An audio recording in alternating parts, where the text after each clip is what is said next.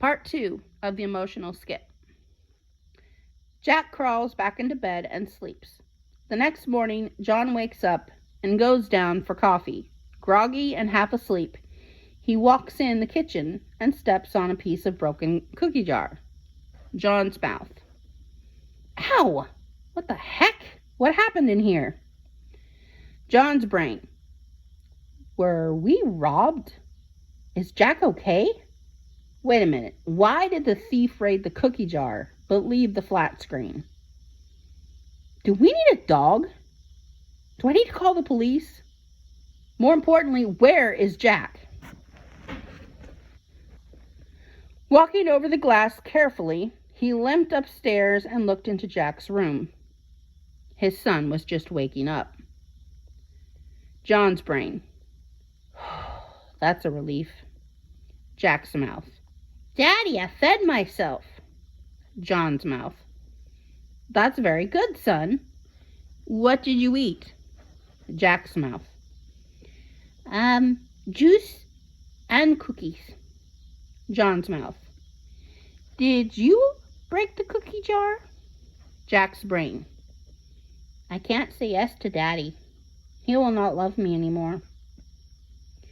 I will lie, and he will be happy that I wasn't the one that did it. Jack's mouth.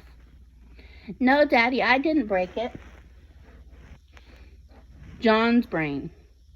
He's lying. I should punish him. As a dad, I know I have to because it's not okay to lie, but he's probably scared that I'll be mad. He's 2. He doesn't know any better. John's mouth. Are you sure, son? I won't be mad if you say yes. You said you ate the cookies. So you had to have gotten into the jar. Jack's mouth. No, Daddy, I didn't break the jar. Jack's brain. He's mad at me. He doesn't love me anymore. He'll probably send me to Grandma's house. John's brain. If I punish him, he will be mad at me. I don't want him to be mad at me. But I can't just let him lie. John's mouth. Okay, son. I believe you. You wouldn't lie to Daddy, would you? Jack's mouth. No, Daddy, I wouldn't lie to you. John's brain. I hated that cookie jar anyway. John grabbed the broom and swept up the glass and threw it away. He then got out Jack's cereal and milk and went to get ready for work. When he was finished getting ready, the kitchen was a wreck. Jack was getting ready for daycare, and John was left with the mess. John's brain. Am I spoiling him? Whatever. It's late. I need to get going. I'll clean it up when I get back.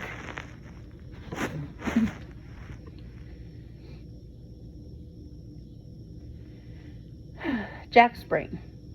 I'm going to wear all my favorite colors. Red overalls, orange socks, blue shoes, green shorts. Oh, I almost forgot my train. Vroom, vroom. Jack's mouth. Daddy, I'm ready. John's mouth.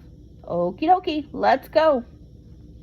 After dropping off Jack at daycare, he went to work. Jessica's brain. There's that stupid math teacher again. His lessons are so boring. I have more important things to do, like updating my fans on Facebook and making sure I look good for the photos of myself and talking with my bestie. I don't need his math junk anyway. John's brain. Ugh, I wish I could have stayed in bed. John's mouth. Good morning, everyone. How are you? Did you guys do the worksheet that I asked you to do? Jessica's mouth. You mean this one? She held up the worksheet and then crumpled it into a ball.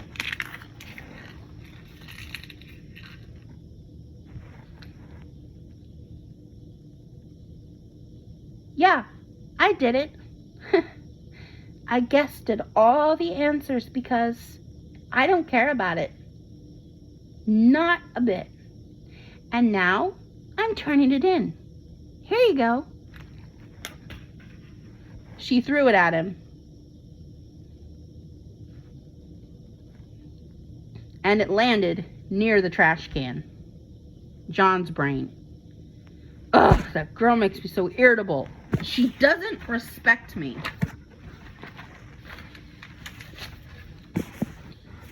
John's mouth.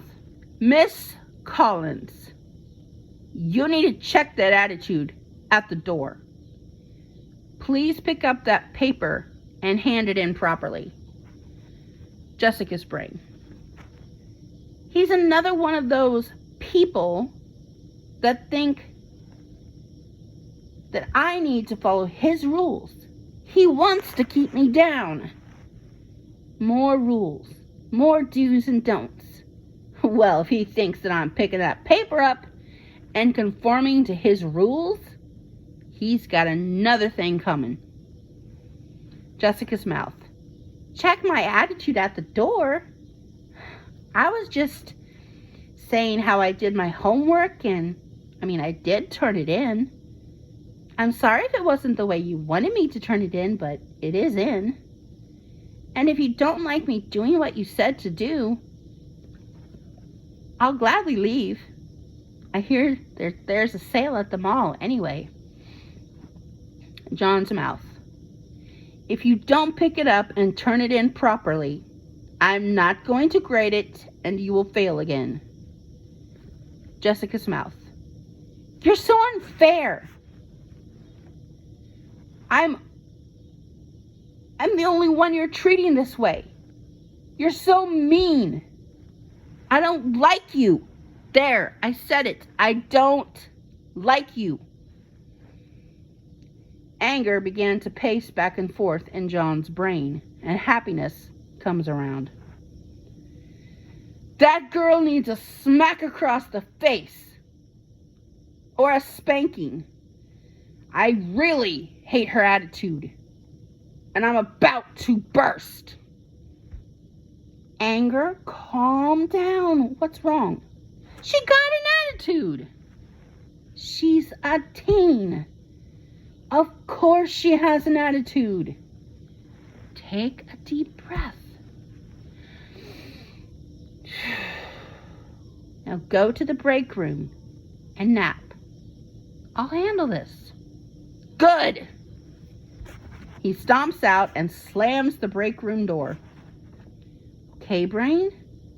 Let's add a few drops of reasoning and thoughtfulness. John's mouth. I realize you're a teenager, and you're going to have attitudes, Miss Collins. But I can't allow you to be disrespectful. Go to the principal's office, please, with this note, and let him handle it from here. Leave your class? Awesome. See ya. At the daycare, Jack was playing with his train when another kid took it from him and ran away. Jack chased the kid and slapped at his arm. Jack's mouth. My train! Give me! Jack's brain. That's the only train I have. He might break it. I love that train. He didn't ask to share it. And if he breaks it, Daddy won't buy me another one. He's a bad kid. I smack him to give him a spanking. His mommy doesn't spank him. The kid refused, so Jack fell on the floor and kicked and screamed and yelled. Jack's mouth. My train! My train! My train! Give it back! Jack's brain. If I scream and yell, it will let everyone know something is wrong, and I'm mad that I'm not getting the toy. I will get someone to help me fix this." The daycare worker picked Jack up and sat him in the corner, said that he had to sit there till he was over his tantrum. All Jack saw was the kid playing with his train still. The kid told the daycare person Jack had hit him. Jack was scolded. However, if the teacher had just picked up the train, she would have seen his name. At the senior center, a man named James was talking with his friends while his wife, Judith, gabbed with her friends. James's mouth. "My wife is so stubborn. I told her to stop making meatloaf for dinner every night. So now she leaves her dentures in my toothbrush cup and puts my toothbrush in the shower at night. She's nuts." James' emotional meeting. Female common sense. "He did what? Oh, you never comment on your wife's cooking unless you compliment it first. She thinks he hates her cooking now. He has to apologize. Where's the apology button?" Guilt. "It's very tiny. Right there." Why is it so tiny? Because men have been told that it's weak to be emotional. Apologies are emotional. Well, he has to. She pushed the apology button and it asked for who and why. Common Sense typed the word wife and for making her feel like I insulted her cooking. The button then asked for solution. Common Sense typed compliment her meal, apologize for insulting it, and ask if he could cook dinner sometime. Can he cook? Happy. Yes, but only barbecue. After the button info was complete, James rose and went over to his wife. Judith's mouth. Sorry. "I put my husband's toothbrush in the shower yesterday. It's going to be there every night until he apologizes for insulting my cooking. I was going to put it in the toilet, but I love him too much. My dentures now house his toothbrush cup." Judith's brain. "He hates my meatloaf. He lied to me about liking it all this time. He didn't offer to cook dinner. Instead, he thinks I'm his waitress. He ain't married to no waitress. He can eat meatloaf.